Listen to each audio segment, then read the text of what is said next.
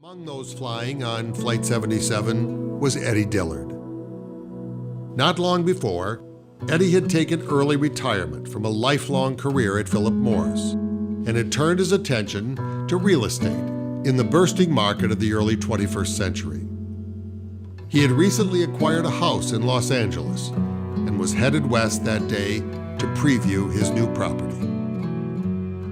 Rosemary Dillard left her husband at Dulles Airport and went on to work, almost paradoxically, at Washington's Reagan National Airport, a stone's throw from the Pentagon, where she worked for American Airlines as a supervisor for all flight attendants based at the three major airports around Washington.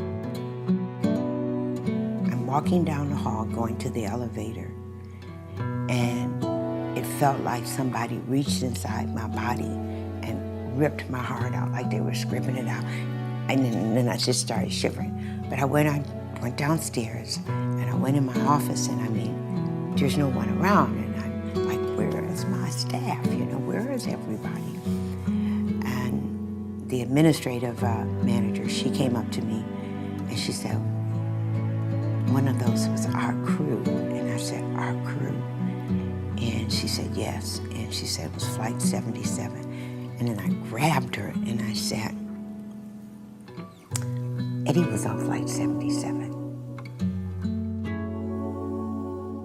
I had to drive home. And I had to drive right by the Pentagon.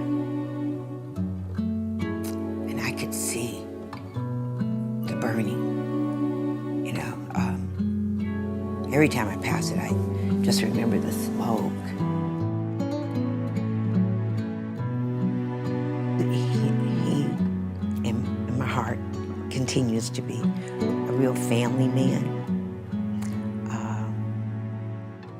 A very intense person, though. He was so bright.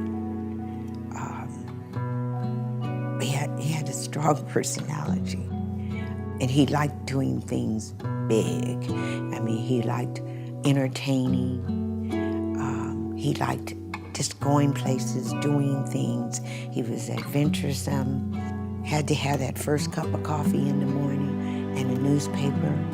He blended well in crowds. He was a good, to me, he was a good escort. And I always was proud of just looking at him, deal with people and handle situations.